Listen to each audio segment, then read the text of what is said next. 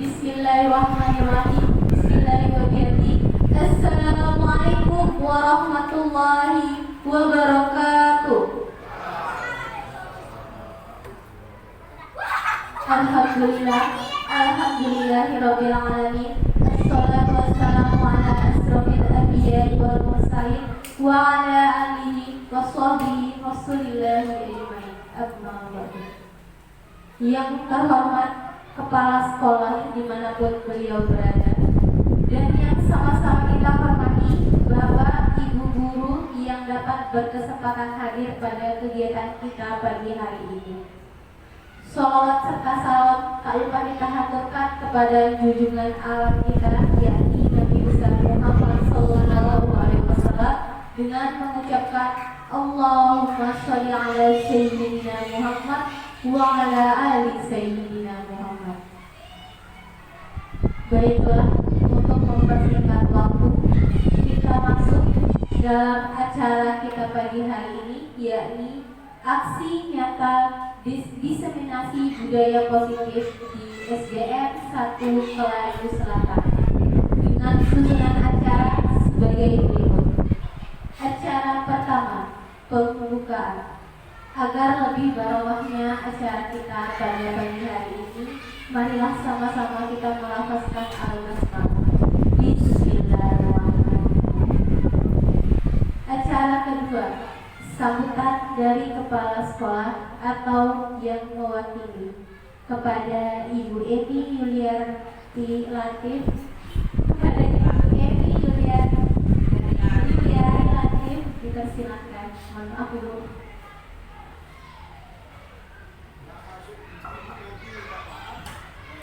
Terima kasih. Assalamualaikum.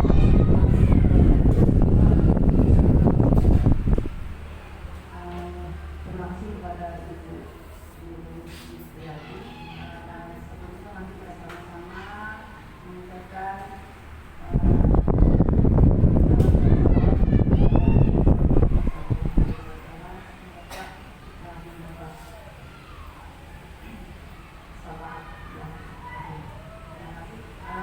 sambutan yang saya berikan kepada Anda pertama,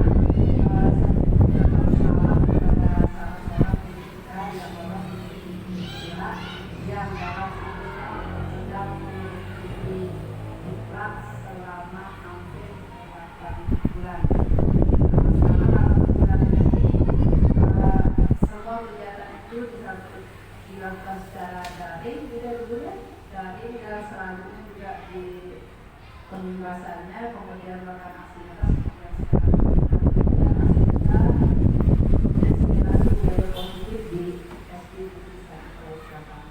harapannya kedepannya nanti setelah selesai mengikuti diklat dan berhasil mendapat sertifikat, nanti saya pribadi dan tentunya rekan-rekan di sini berharap semoga ilmu yang didapat itu bisa diterapkan tidak hanya di kelas, tapi juga ke rekan-rekan guru yang lainnya.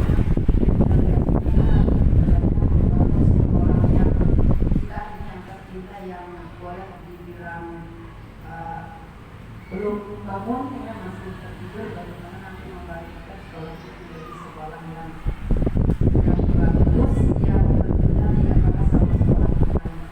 Karena sebelumnya pada dasarnya ya sekolah kami ini saya alumni di sini telah melahirkan orang-orang yang luar biasa di sini. Profesor ada, doktor ada,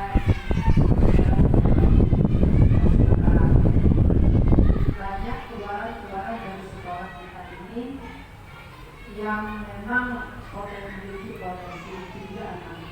Jadi harapannya kepada ibu ini kedepannya nanti membuat sekolah itu yang lebih baik. Itu saja sih yang bisa saya sampaikan. Terima kasih. Wassalamualaikum warahmatullahi wabarakatuh. Terima kasih kepada Ibu Deni yang sudah memberikan kita sambutan. Acara selanjutnya penyampaian materi oleh calon guru penggerak, yakni kepada Ibu Fitriati SPD.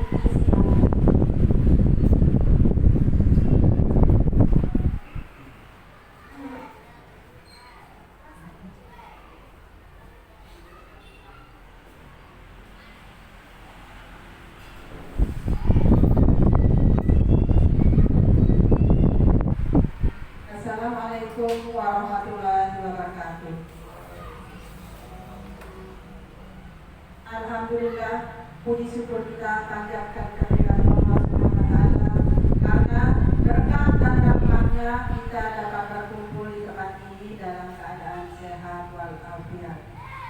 Salam dan salam kita aturkan kepada junjungan kita Nabi Muhammad SAW yang telah memberikan kita petunjuk ke jalan yang benar. Yang saya hormati bapak-bapak guru dan ibu-ibu guru semua. Saya Fitriati, calon guru penggerak angkatan 10 dari SDN 1 Kali Selatan, Kabupaten Lombok Timur. Pada hari ini saya akan memaparkan diseminasi modul 1 budaya positif, di mana budaya positif ini adalah materi kami di program guru penggerak pada modul 1.4. Baik, sebelum kita masuk ke materi budaya positif, supaya lebih semangat Bapak Ibu guru, silakan berdiri semua, kita SDG dulu.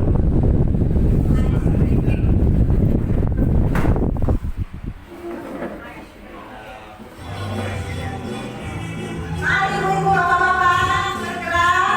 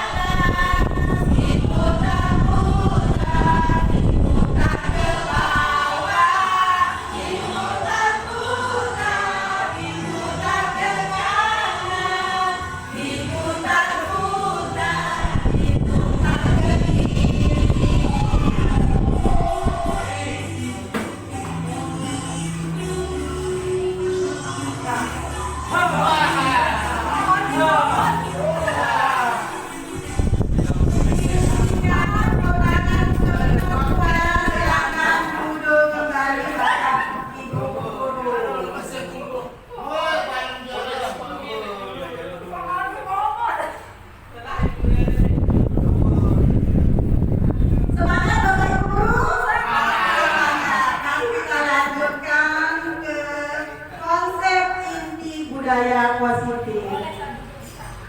Oh, silakan Ibu.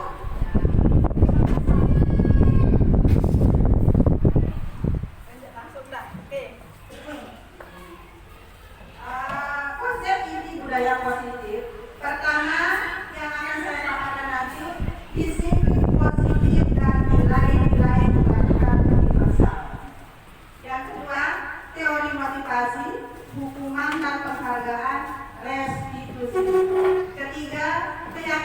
tugas, keempat kebutuhan dasar manusia, yang kelima posisi kontrol, dan segitiga restitusi. Baik Ibu Guru, Bapak Guru, perubahan paradigma.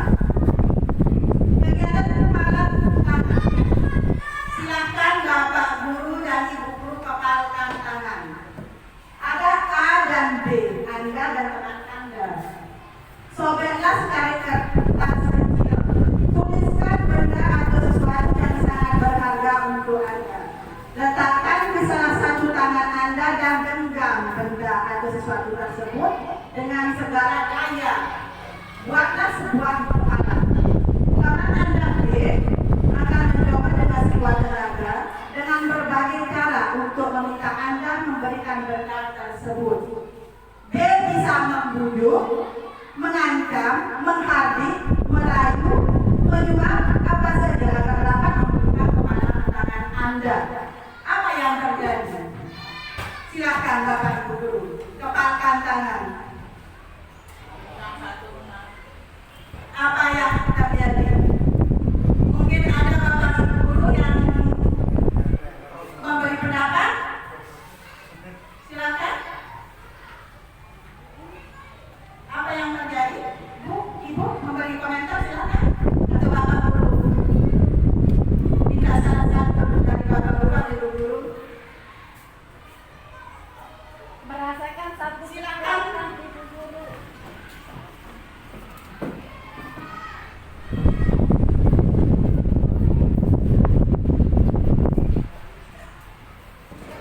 Terima kasih.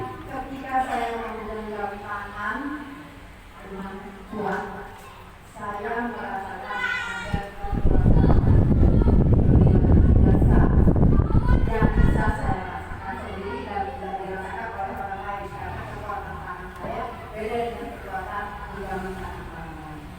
Terima kasih. Dari Bapak Guru mungkin ada yang berpendapat, silakan.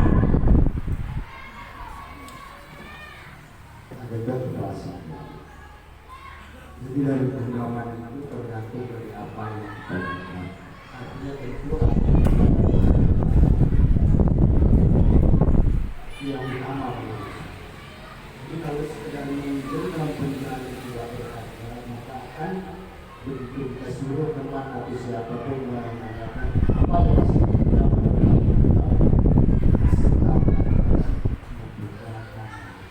jadi kalau maaf kalau kami di SD dulu di sini di pelajaran psikologi, maka dikala seseorang itu akan mengatakan apa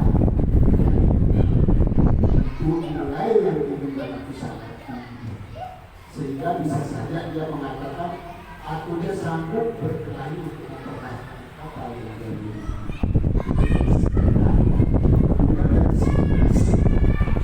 Teman ini bisa saja memberikan ancaman dan ini tidak bisa kita bukti.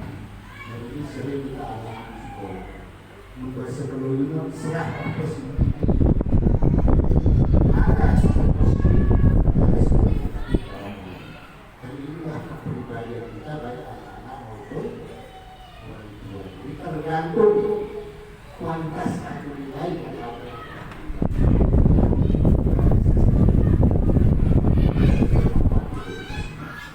Terima kasih Bapak Ibu Guru, luar biasa pendapatnya. Kepalan tangan yang di sini si A menggenggam tangannya, apapun tunjukkan dari si B, mau menghardik, merayu, menyuap apa saja, dia tidak bisa membuka karena yang mengontrol diri kita itu kita sendiri. Orang lain tidak bisa mengontrol kita. Yang bisa mengontrol diri kita itu adalah kita sendiri. Baik Bapak Ibu Guru, kita masuk ke materi disiplin positif. Di mana disiplin yang artinya disiplin ini adalah disiplina artinya belajar. Disiplin mengacu pada disiplin diri yang memiliki tanggung jawab terhadap apa yang dilakukan berdasarkan nilai-nilai yang diyakini sama murid. Disiplin positif merupakan salah satu cara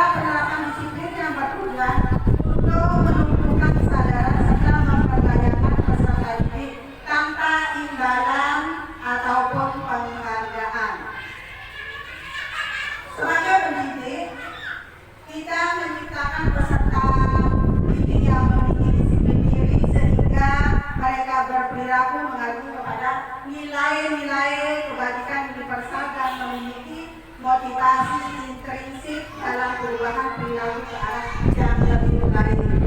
Jadi penerapan disiplin di sekolah, contohnya pada anak-anak, kita ada aturan di sekolah, misalnya anak datang jam 7, anak datang ke sekolah jam 7, tapi belum tentu anak itu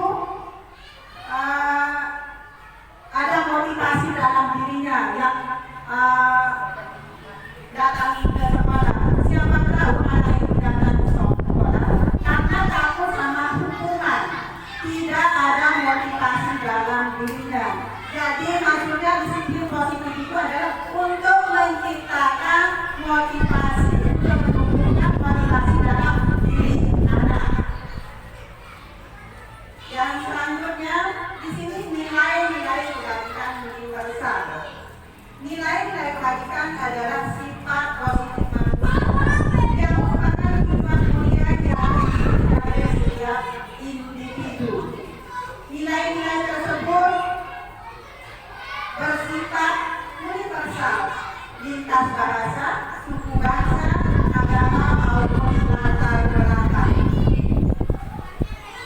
Yang kita di sekolah kita, yang kita inginkan adalah nilai-nilai yang kita akan mendidik anak kita adalah mewujudkan nilai-nilai yang ada dalam profil pelajar Pancasila, yaitu beriman, bertakwa kepada Tuhan Yang Maha Esa, mandiri, bernalar kritis, berkepentingan global, bergotong royong dan kreatif.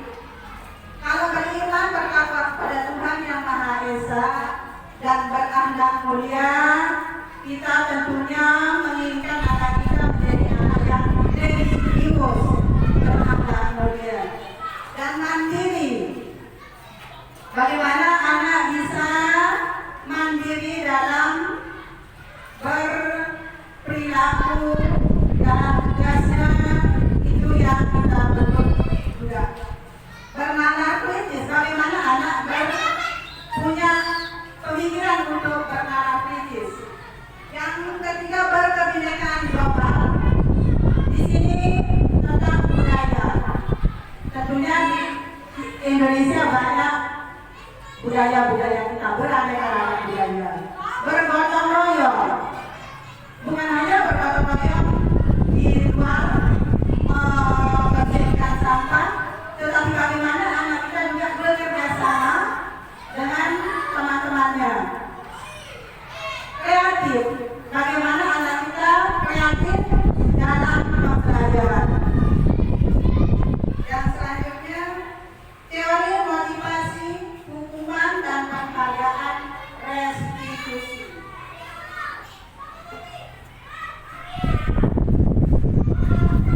Ada 3 motivasi perilaku manusia. Motivasi itu ada 2 jenisnya, ada dalam diri dan dari luar. Yang dalam itu adalah motivasi internal, yang dari luar adalah motivasi eksternal. 3 motivasi perilaku manusia di sini adalah untuk menghindari ketidaknyamanan atau hukuman. Itu merupakan motivasi eksternal dari luar. Yang kedua, untuk mendapatkan imbalan dari orang lain atau institusi, itu juga merupakan motivasi eksternal, karena ada yang diharapkan sama anak. Ada apa yang akan saya dapatkan apabila saya melakukannya, itu merupakan motivasi dari eksternal, motivasi dari luar. Yang ketiga adalah motivasi internal, untuk menghargai dirinya sendiri. Tanpa penghargaan, tanpa hadiah, kalau ada motivasi dari dalam dirinya, anak itu akan berbuat sesuai sama apa yang kita inginkan, sesuai dengan profil pelajar Pancasila. Berkaitan dengan perilaku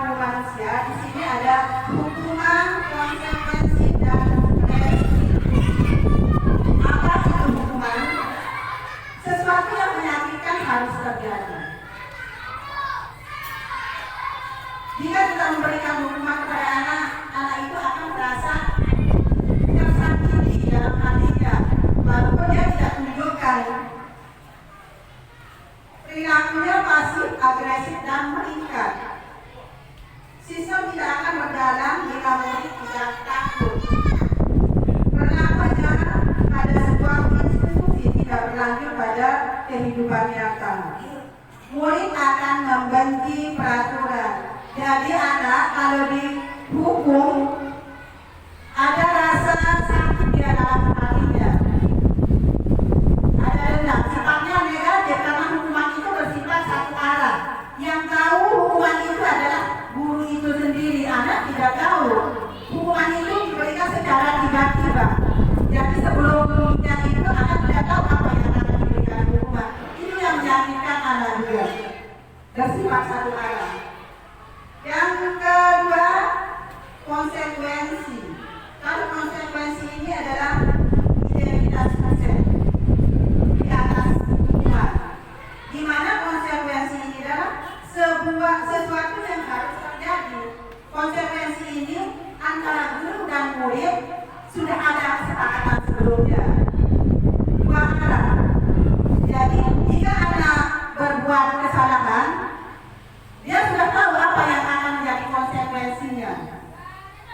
Jadi sifatnya netral.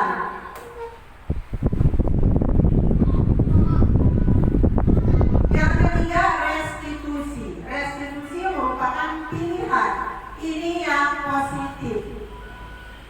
Kita menguatkan murid dalam jangka waktu panjang. Kita memberikan pilihan kepada anak. Lalu kita merestitusi anak. Fokus yang pada pemecahan masalah dalam jangka waktu panjang. Karena kita memberi solusi.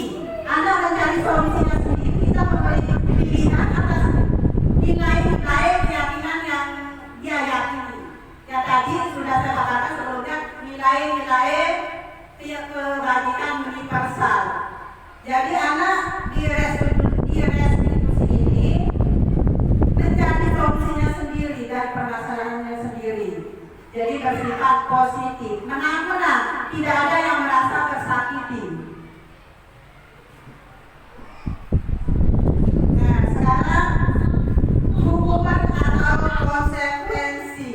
Silakan Bapak Ibu guru, saya bacakan. Mencatat 100 kali di dalam buku kalimat. Saya tidak akan terlambat lagi karena terlambat ke sekolah. Menurut Bapak, hukuman atau konsekuensi? Menurut Bapak Ibu?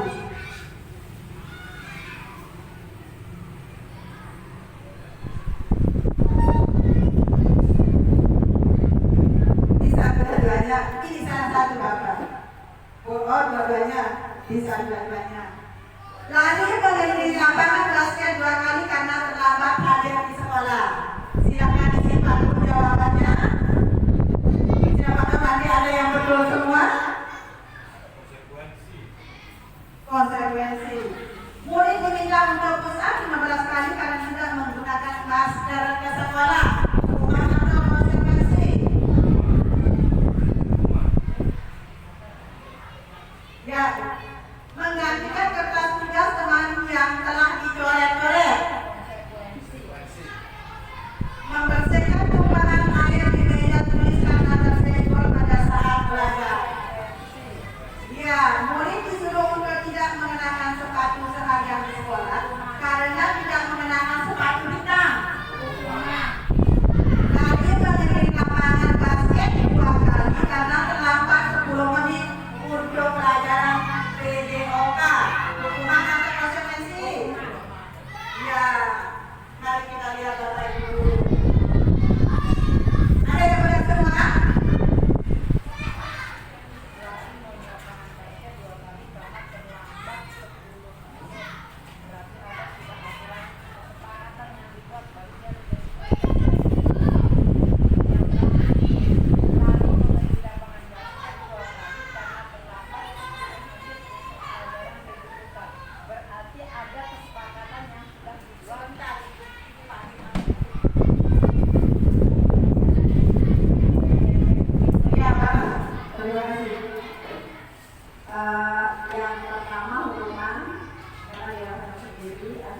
kekuatannya.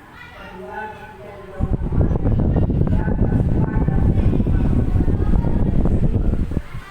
Yang kelima ya, lima dua hukuman. Yang terakhir, lari mengirimkan pemain basket 2 kali karena terlambat 10 menit untuk pelajaran kejuruan. Kalau sama hukuman.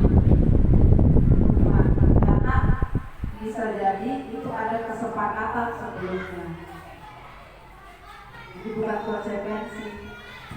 Konsekuensi adalah sesuatu yang dilakukan oleh seseorang yang nanti akan akibatnya ke diri sendiri. Tapi ini berlakunya keseluruhan ini kan di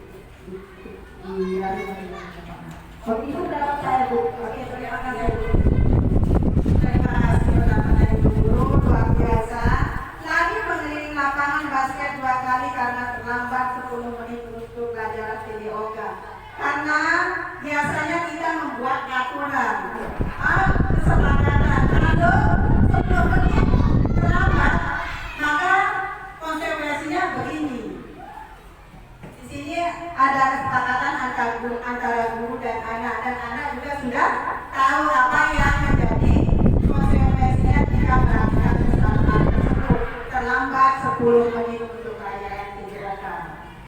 Baik Bapak Ibu Guru, kita lanjut. Dihukum oleh penghargaan. Bahwa penghargaan berlaku sama dengan hukuman.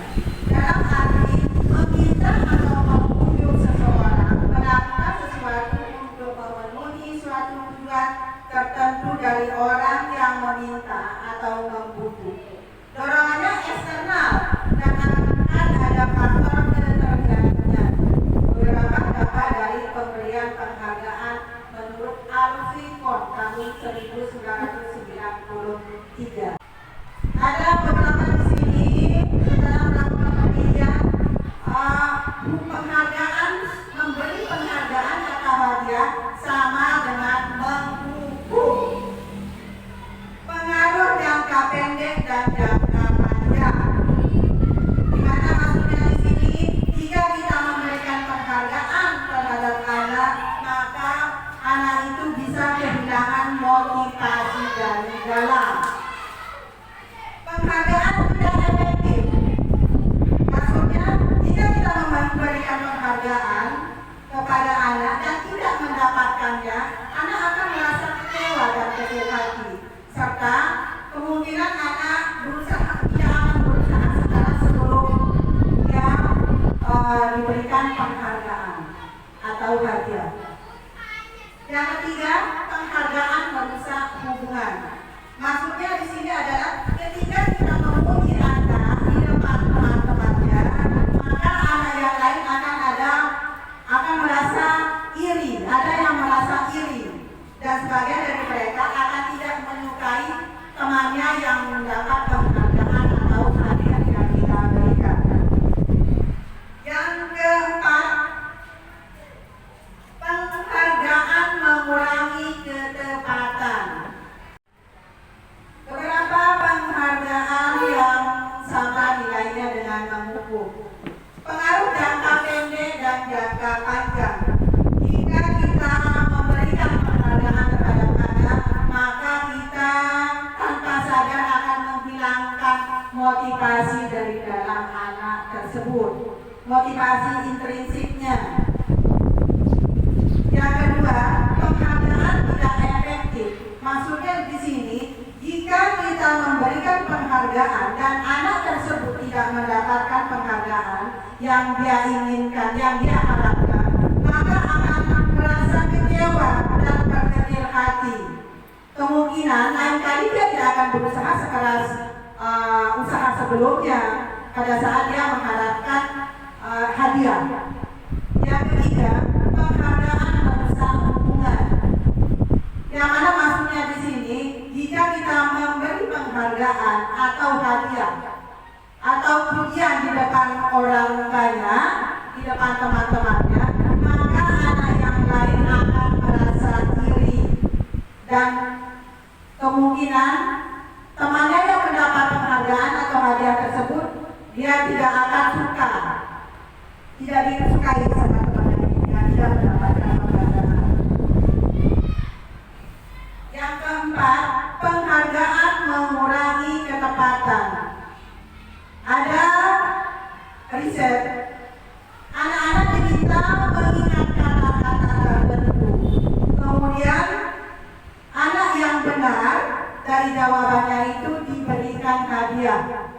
atau penghargaan. Dan anak yang tidak diberikan hadiah, itu dari hasil penelitian, anak-anak yang mendapatkan permen itu jawabannya banyak yang tidak tepat, sedangkan anak yang tidak diberikan hadiah itu jawabannya banyak yang benar. Itu menurut penelitian. Dan yang selanjutnya, penghargaan menurunkan kualitas. Ada pengamatan dilakukan pada sekelompok mahasiswa yang sedang kerja praktik di sebuah surat kabar universitas. Saat itu mereka sedang belajar menuliskan sebuah artikel tentang sebuah bentuk berita utama. Seiring waktu, mahasiswa tersebut semakin mampu bekerja dengan cepat. Kemudian ada beberapa mahasiswa yang dibayar untuk setiap judul berita utama yang mereka mampu hasilkan. Dan setelah beberapa lama, mahasiswa yang dibayar ini hasil kinerjanya berhenti berkembang. Mereka tidak menerima bayaran terus berusaha mengasah diri menjadi lebih baik.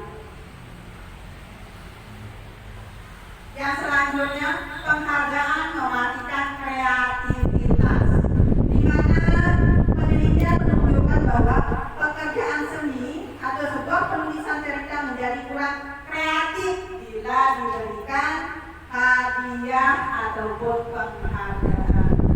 Yang selanjutnya, penghargaan menghukum.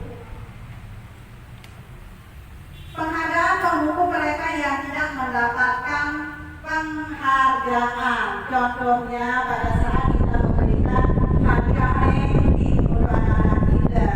Jadi yang merasa dihukum itu ya ranking 2, karena yang dilulukan itu adalah yang ranking 1. Yang selanjutnya, penghargaan mengurangi motivasi intrinsik. Jika kita memberikan penghargaan kepada anak, pada saat dia sedang merasa bangga dengan pencapaiannya sendiri, maka kita akan mengambil kegembiraan yang sangat besar dirasakan secara alamiah. Tanpa sadar kita menghilangkan motivasi intrinsik anak jika kita memberikan dia penghargaan atau hadiah.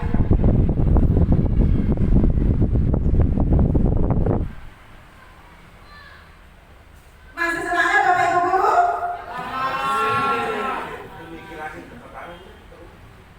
Baik, kita lanjut. Sebelum saya lanjut ke resolusi dulu, saya mendengarkan semangat Bapak Ibu Guru dulu. Kalau saya bilang semangat pagi, Bapak Ibu Guru bilang pagi, yes, sekarang paginya. Semangatnya yang pagi Bapak, ini sudah siang tapi semangatnya yang pagi. Semangat pagi. Yes. Ya, terima kasih. Kita lanjut ke restitusi. Apa itu restitusi? Restitusi merupakan proses penciptakan kondisi bagi murid untuk memperbaiki kesalahan mereka, sehingga mereka bisa kembali kepada kelompok mereka dengan karakter yang lebih kuat. Restitusi juga merupakan kolaborasi yang mengajarkan murid untuk mencari solusi untuk masalah mereka dan membantu murid berpikir tentang orang seperti apa yang mereka ingin atau tujuan mulianya dan bagaimana harus memperlakukan orang lain. Itu bagian dari restitusi.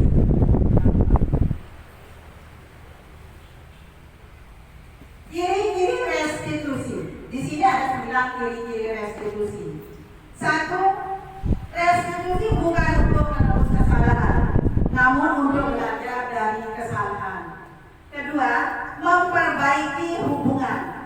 3. Restitusi itu tawaran bukan paksaan. 4. Restitusi menuntut untuk melihat ke dalam diri. 5. Restitusi mencari kebutuhan dasar yang mendasari tindakan. 6. Restitusi diri adalah cara yang paling baik. 7. Restitusi fokus pada karakter, bukan tindakan. 8. Restitusi fokus pada solusi. Dan yang terakhir 9, ciri-ciri dari restitusi adalah restitusi mengembalikan murid yang berbuat salah pada kelompoknya. Itulah ciri-ciri dari restitusi. Nanti bagaimana penerapan restitusi kita lihat di terakhir penerapan segitiga restitusi. Nah, ini ada selanjutnya keyakinan kelas. Mengapa keyakinan kelas? Mengapa bukan peraturan kelas? Adakah Bapak Ibu guru yang berkomentar, berpendapat? Silakan. Mengapa keyakinan bukan peraturan kelas? Silakan Bapak Ibu guru. Yang lain? Semangat Bapak Ibu guru. Mari. Silakan, ada pendapat yang lain? Ya. Ya Bu, kalau saya keyakinan peraturan tidak ada di mana. Kalau peraturan dibuat oleh sekolah atau guru, ya.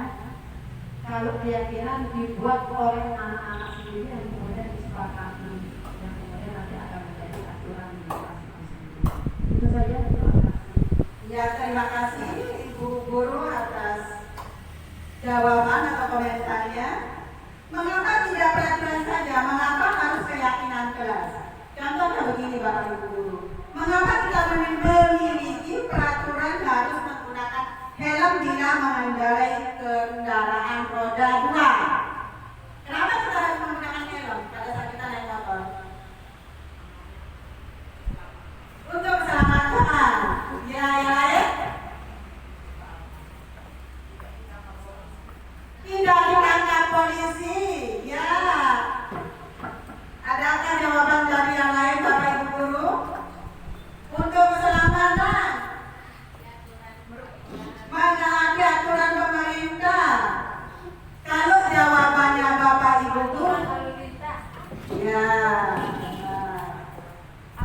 Kalau jawabannya Ibu guru supaya untuk keselamatan, berarti itu keyakinan, dia memiliki keyakinan. Kalau Ibu guru menjawab tadi supaya tidak ditangkap polisi, maka itu adalah dari luar, bukan dari dalam. Keyakinan, bukan keyakinan. Contohnya begini, kita meyakini bahwa kita memiliki Tuhan. Tanpa kita disuruh, kita sholat, walaupun kita tidak diberi hadiah ataupun penghargaan. Tetapi kadang ada anak juga sholat karena dia takut sama orang tuanya. Itu dari motivasinya dari luar. Yang memiliki keyakinan tadi mengatakan supaya untuk keselamatan, berarti itu terbentuk dari motivasi dalam dirinya. Ada keyakinan dari situ.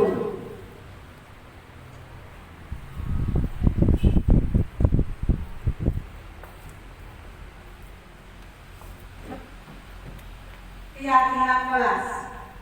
Keyakinan kelas adalah nilai-nilai kebajikan atau prinsip-prinsip universal yang disepakati bersama secara universal, lepas dari latar belakang suku, negara, bahasa maupun agama. Menurut Jason 1998, suatu keyakinan akan lebih memotivasi seseorang dari dalam atau intrinsik, motivasi dalam dirinya. Seorang akan lebih semangat untuk menjalankan keyakinan daripada hanya sekedar mengikuti serangkaian peraturan. Dalam pembentukan keyakinan kelas itu bersifat abstrak, berupa pernyataan universal, dibuat dalam pernyataan positif, sedikit saja agar mudah diingat, sesuai dengan kondisi kelas dan sekolah sehingga mudah diterapkan. Semua warga sekolah, warga kelas dilibatkan saat membuat keyakinan membuat keyakinan kelas. Nanti saya tayangkan videonya sedikit. Nah, di sini ada peraturan atau keyakinan kelas. Saya bacakan Bapak Ibu Guru. Selaku kembalikan buku ke tempatnya. Menurut Bapak Ibu Guru, kalau ini peraturannya kita buat menjadi keyakinan kelas, berpedoman pada nilai-nilai kebaikan universal yang sudah saya sampaikan sebelumnya tadi itu. Ini kalau kita membuat dari keyakinan kelas bagaimana? Masuk dalam nilai-nilai kebaikan yang mana? Selalu kembalikan buku ke tempatnya. Nilai-nilai yang kita yakini dari peraturan ini bagaimana?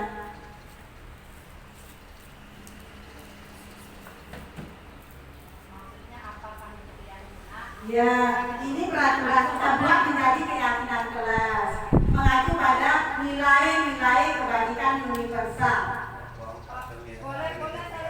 Ada saling menghormati, bertanggung jawab,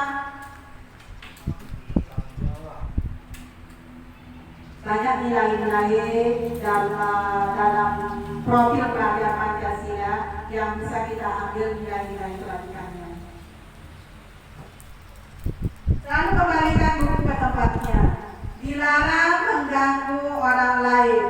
Hadir di sekolah 15 menit sebelum pembelajaran dimulai. Dilarang melakukan kekerasan. Dilarang menggunakan narkoba, bergantian atau menunggu giliran. Gunakan masker. Jangan berlari di kelas atau koridor. Contohnya di pertama, selalu kembalikan buku ke tempatnya. Kalau anak mengembalikan buku ke tempatnya setelah dipakai atau digunakan, nilai yang diyakini anak itu adalah bertanggung jawab. Dia bertanggung jawab apa yang sedang dilakukannya. Misalnya dia meyakini bahwa dia itu bertanggung jawab, makanya dia kembalikan buku yang sudah dipergunakan. Nilai yang diyakini. Dilarang mengganggu orang lain.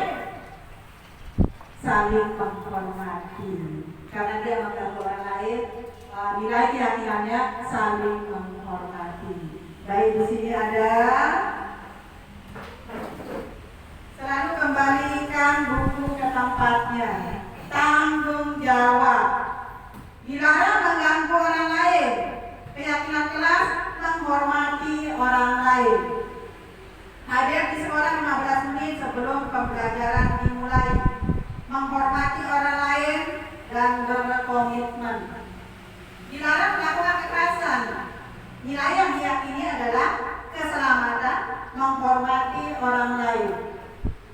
Dilarang menggunakan narkoba, kesehatan. Bergantian atau menunggu giliran, menghormati orang lain dan bersabar. Yang selanjutnya, gunakan masker. Tentunya nilai keyakinannya di situ adalah dia harus sehat. Jadi nilainya adalah kesehatan dan keselamatan pada dirinya. Jangan berlari di kelas atau koridor.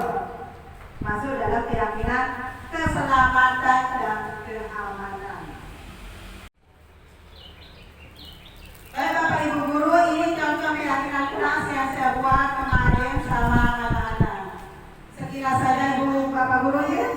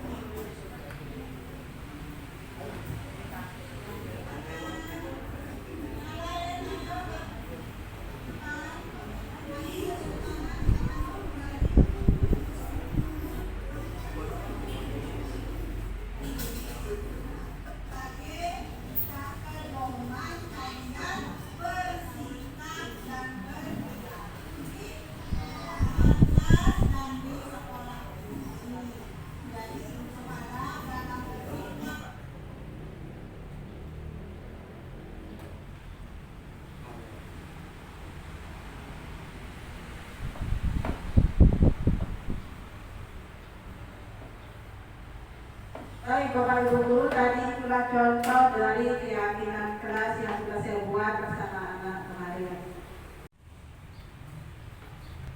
Baik Bapak Ibu Guru, kita lanjut ke kebutuhan dasar manusia.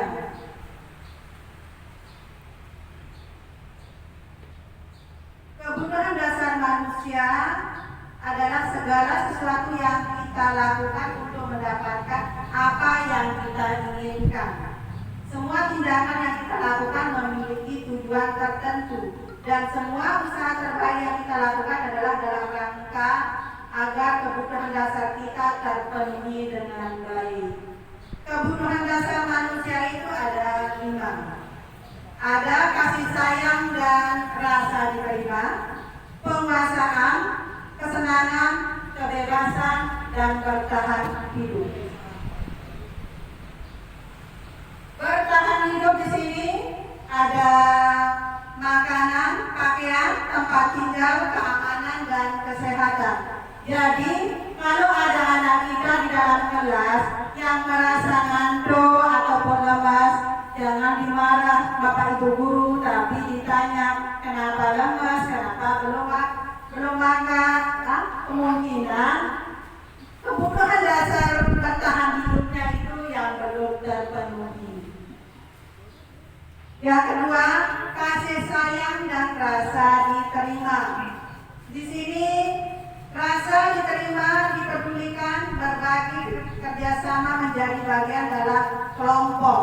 Misalnya pada saat kita memberikan tugas pada anak untuk bekerja kelompok dan anak yang satu merasa tersisihkan, dia tidak bergaul sama temannya. Mungkin di situ kebutuhan dasar anak, rasa kasih sayang dan rasa diterima itu yang tidak terpenuhi sehingga anak itu menyendiri.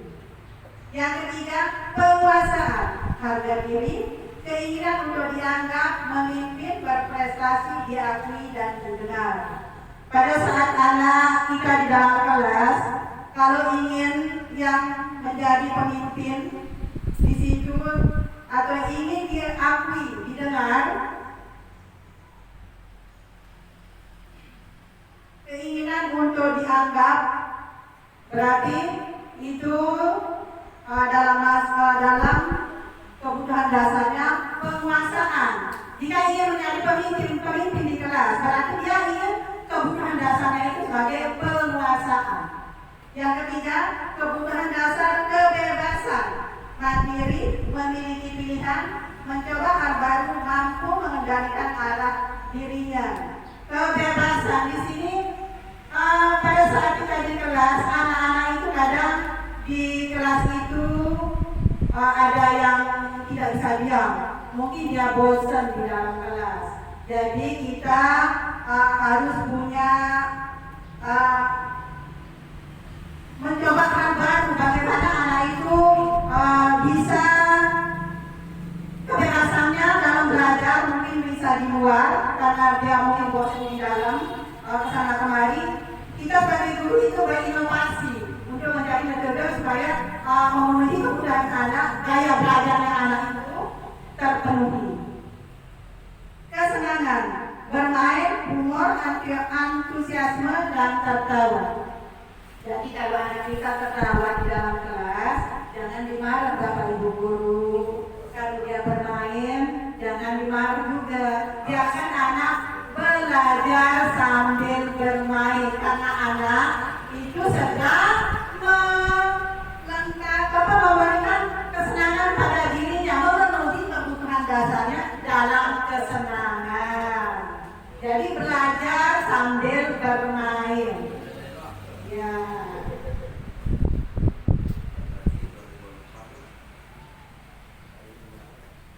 Semangat Bapak Ibu guru, lanjut ke 5 posisi kontrol.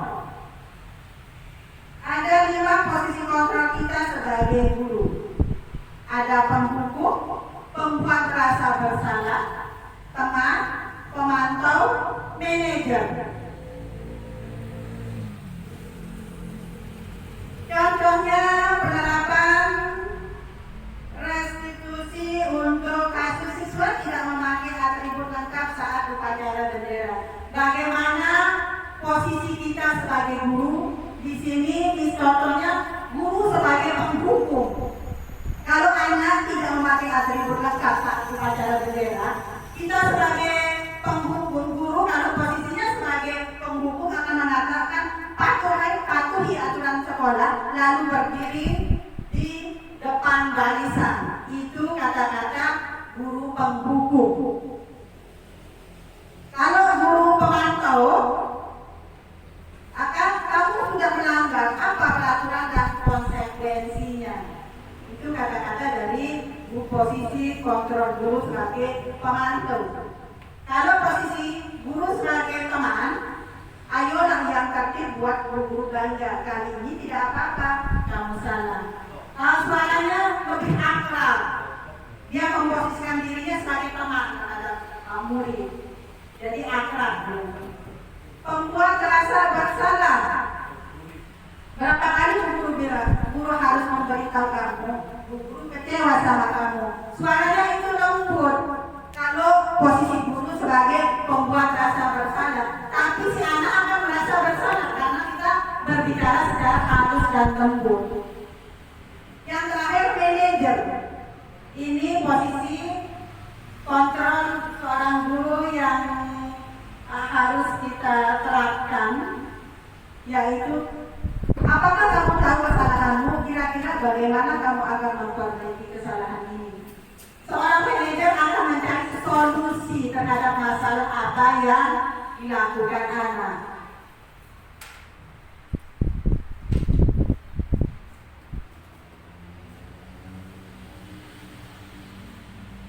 Lima posisi kontrol yang tadi itu di sini, penghukum dan pembuat orang merasa bersalah itu termasuk dalam identitas gagal. Karena itu dari luar motivasinya dari luar. Kalau akan melakukan sesuatu dihukum, dia tak ada rasa takut pada saat dihukum. Penghukum, guru yang posisi kontrolnya menghukum, menghabis, menunjuk-nunjuk, menyakiti, menyindir, dan berkata, kalau kamu tidak melakukannya, awas ya, rasakan. Dan hasilnya pada anak akan memberontak menyalahkan orang lain berbohong. Dan anak kalau dihukum akan mengulangi terus kesalahannya, karena penghukum ini sifatnya satu arah. Dia menghukum anak akan merasa dendam sama gurunya. Kalau dihukum akan kita menyakiti anak dalam posisi guru penghukum.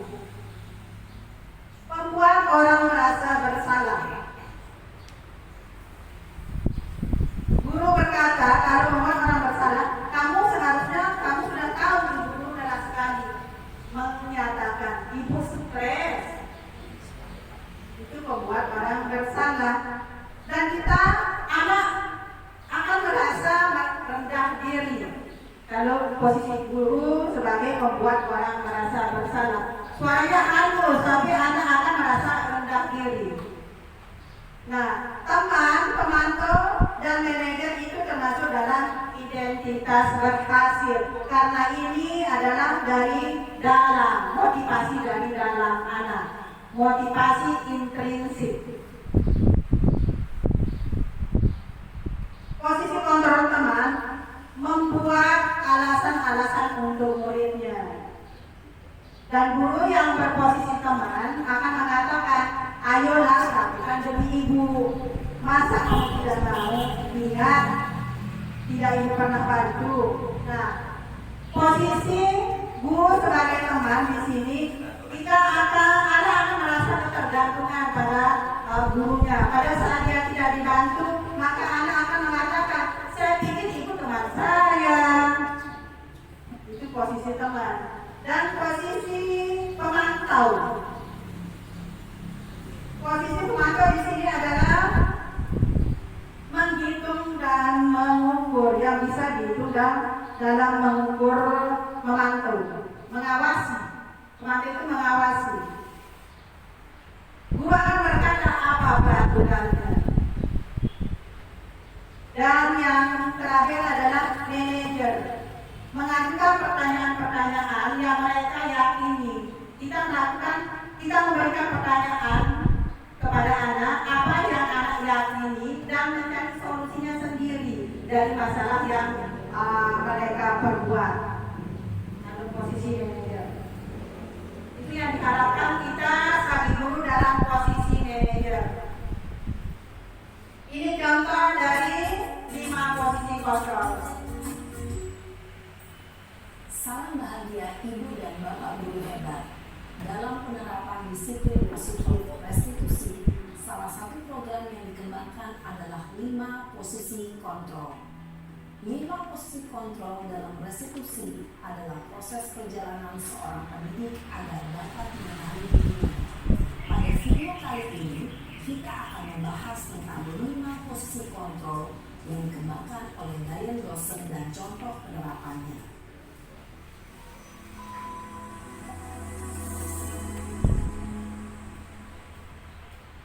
5 posisi kontrol itu adalah 1. Posisi penghukum. 2. Posisi pembuat merasa bersalah. 3. Posisi teman. 4. Posisi pemantau atau monitor. Dan 5. Posisi manajer. Untuk lebih memahami kelima posisi tersebut, mari kita saksikan kasus Naren yang terlambat hadir 20 menit di sekolah dan melihat bagaimana kelima posisi kontrol dalam menghadapi masalah tersebut.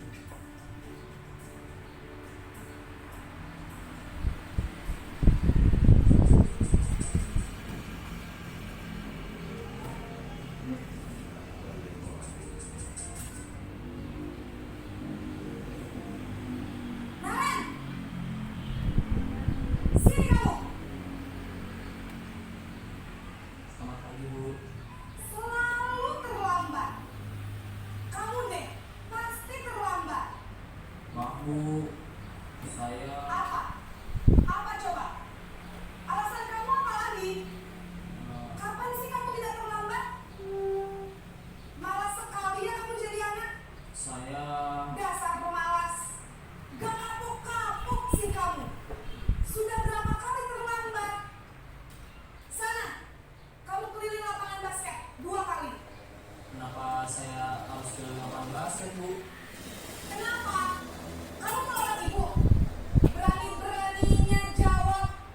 Sudah terlambat, masih berani jawab pula. Sekarang, keliling lapangan basket 5 kali sekalian. Biar kapok. Cepat.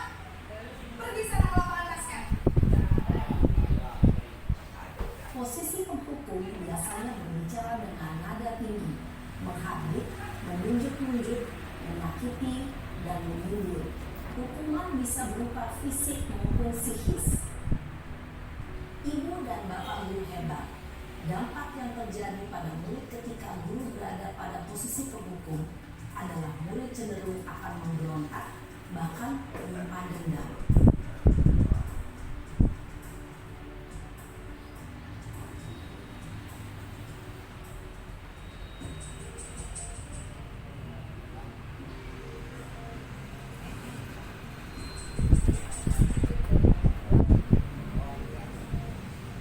Naren!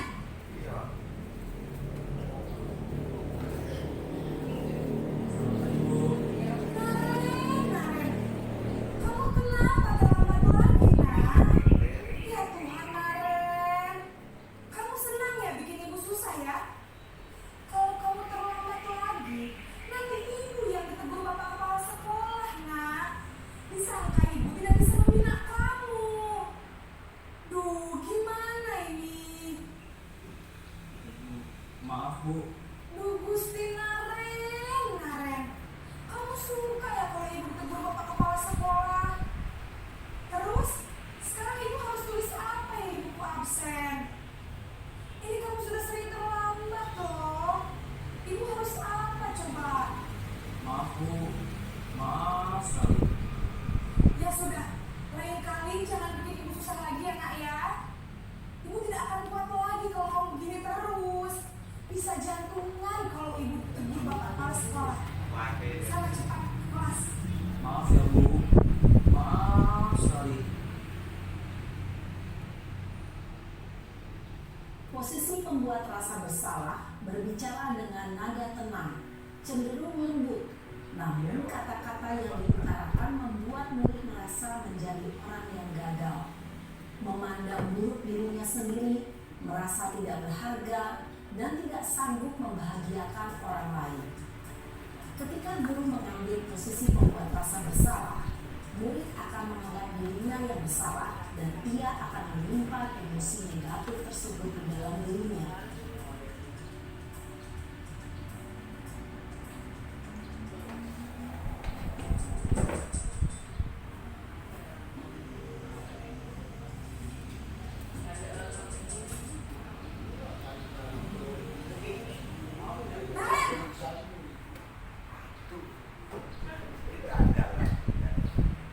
Anak aja Bu. Wah, sudah jam berapa ini Nak? Terlambat lagi ya sayang.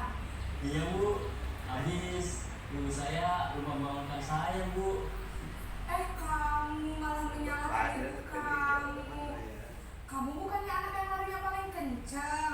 Kok terlambat sih? Iya Bu, saya memang terlambat bangun tadi. Jadi biarpun saya lari kencang, tetap gak kejar Bu. Ya sudah sana. Nanti lain kali larinya lebih kencang lagi ya. Biar gak terlambat lagi. Bikin seneng ibu. Demi ibu. Bisa kan? Bisa lah Bu. Ya sudah sana masuk kelas. Ibu beresin urusan absen kamu. Kamu ini ada-ada saja. Dalam posisi teman, guru berbicara dengan nada suara ramah, akrab, cenderung bersenda gurau untuk menjaga suasana tetap santai. Murid akan merasa senang, aman, dan akrab dengan guru. Identitas yang tercipta adalah identitas sukses atau berhasil. Namun, ibu ingat, karena ini masih dorongan eksternal, maka ada faktor ketergantungan dari murid kepada orang tertentu. Di sini, guru absennya, sehingga dalam waktu, murid bisa dipanggil kembali, namun hanya kepada orang-orang tertentu saja.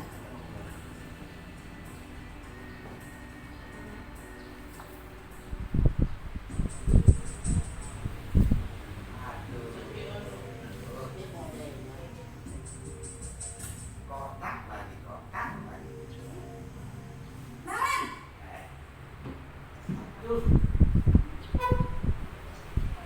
pagi Bu. Kemarin, apa peraturan sekolah kita tentang jam berapa kita harus masuk sekolah, nak?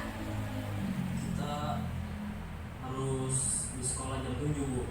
Iya betul, sekarang sudah jam 7.20. Kalian sudah tahu konsekuensinya jika terlambat hadir? Paham Bu, saya harus tinggal kelas pas jam istirahat selama 20 menit. Iya benar, konsekuensinya demikian. Jadi nanti jam 9.30 pas istirahat, kamu harus tinggal di kelas, kerjakan tugas tambahan untuk ketertinggalan kamu, ya? Baik Bu.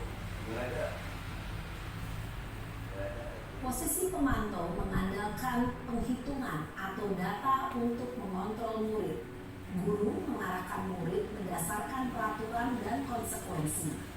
Seorang pemantau menunjukkan bahasa tubuh dan ekspresi wajah yang datar dan cenderung formal.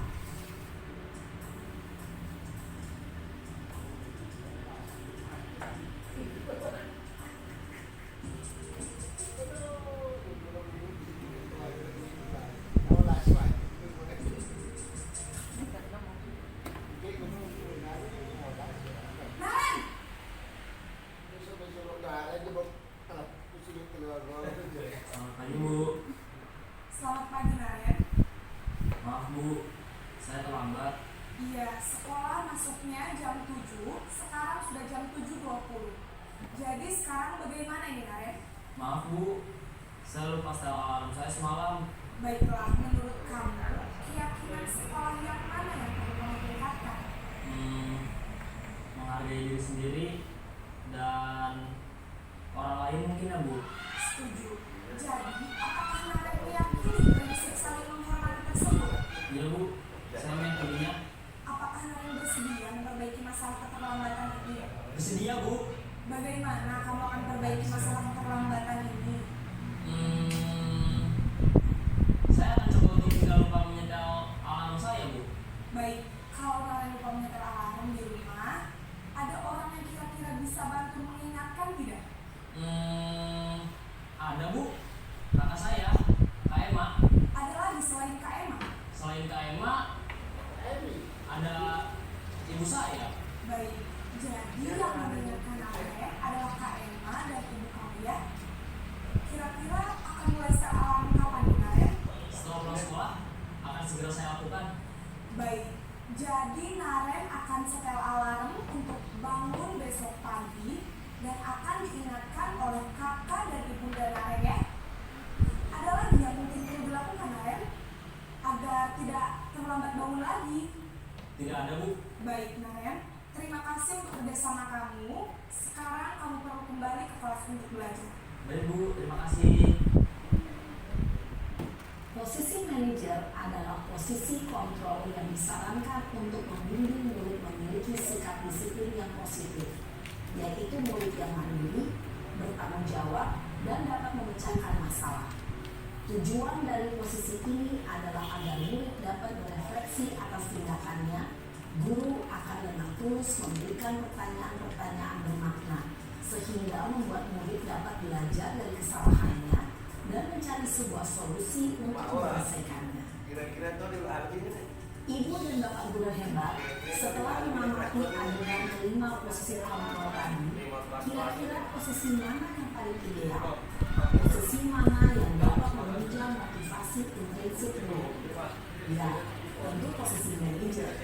Posisi ini memang posisi ideal yang ingin dituju setiap pendidik.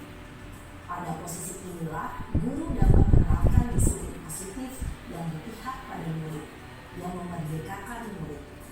Perjalanan seorang pendidik tentunya tidak mudah untuk sampai pada posisi seorang manajer. Namun, tujuan kita pasti, yaitu menciptakan murid. Baik Bapak Ibu Guru, setelah menyaksikan video yang tadi, kira-kira posisi Bapak Ibu Guru di mana? Apakah di penghukum, merasa bersalah, pemantau, atau manajer? Mudah-mudahan kita semua dalam posisi manajer. Ya. Karena posisi manajer itu, guru akan berbuat sesuatu bersama murid, mengontrolkan perilakunya dan mendukung murid agar dapat menemukan solusi atas permasalahannya sendiri. Dan posisi manajer mengacu pada restitusi yang dapat menjadikan murid sebagai manajer bagi dirinya sendiri sehingga tercipta identitas positif pada murid.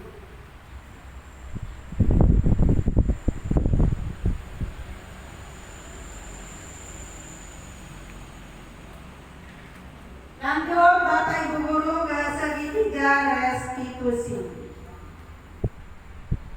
Segitiga restitusi merupakan suatu proses dialog yang dijalankan guru kepada muridnya untuk menghasilkan murid yang mandiri dan bertanggung jawab. Dalam penerapan segitiga restitusi ini ada 3 tahapannya, yaitu menstabilkan identitas, yang kedua validasi tindakan yang salah, dan ketiga menanyakan keyakinan kelas.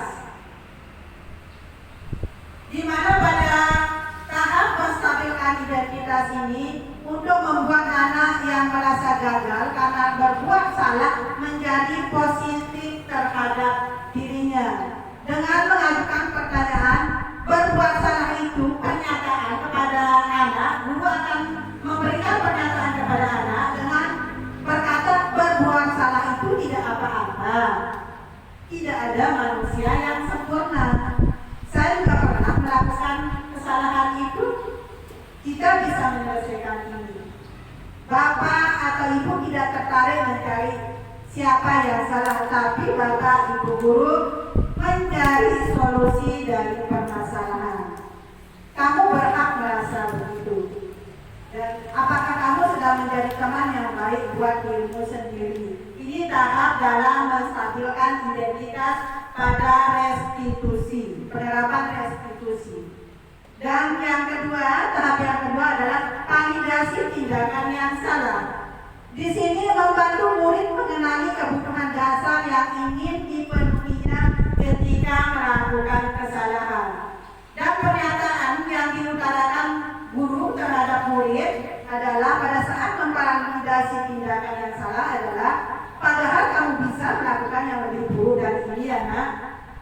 Kamu pasti punya alasan mengapa melakukan hal itu. Kamu patut bangga pada dirimu sendiri karena kamu telah melindungi sesuatu yang penting buatmu. Dan kamu boleh mempertahankan sikap itu, tapi kamu harus menambahkan sikap yang baru.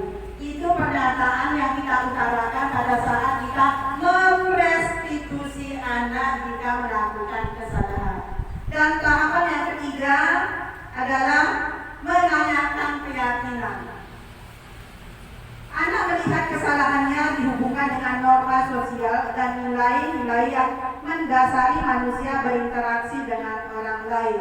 Dalam menanyakan keyakinan ini, guru memberi pernyataan terhadap anak apa yang kita percaya sebagai kelas atau keluarga.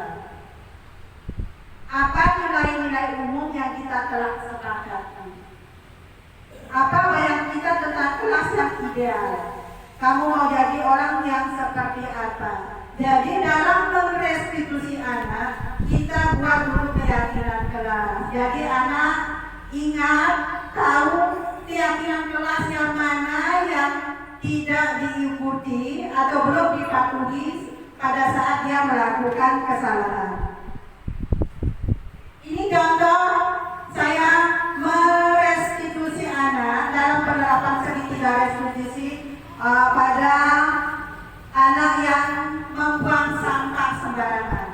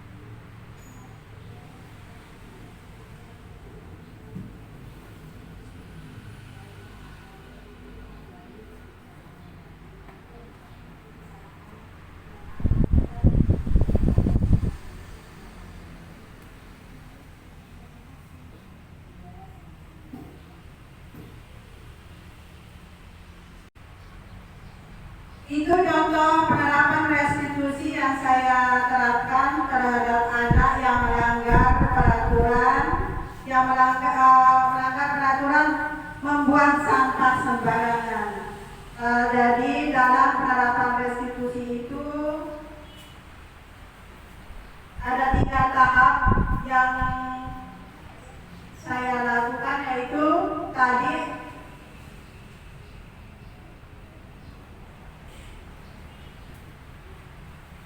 saya melakukan penerapan segitiga restitusi sama anak. 1. Menstabilkan identitas, 2. Validasi tindakan yang salah, dan 3. Menandakan keyakinan kelas. Jadi dalam merestitusi anak, kita memberikan pilihan kepada anak keyakinan apa yang dia belum terapkan dalam melakukan kesalahan tersebut. Keyakinan mana yang belum mereka dapat tunjukkan. Jadi kita mencari solusinya sendiri dalam masalahnya sendiri. Ya, itu aja.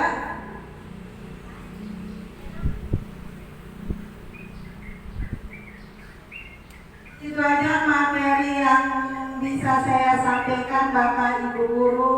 Semoga ada manfaatnya untuk kita semua. Sekian. Wassalamualaikum warahmatullahi wabarakatuh. Oke, baik. Terima kasih kepada Bu Fitri yang telah menyampaikan materi yang sangat begitu luar biasa ya. Dengan berakhirnya materi yang disampaikan oleh Bu Fitri tadi, maka berakhir pula acara kita pada siang hari ini. Saya sebagai MC pamit undur diri. Mohon maaf apabila ada salah kata dan perbuatan. Sekian, assalamualaikum warahmatullahi wabarakatuh.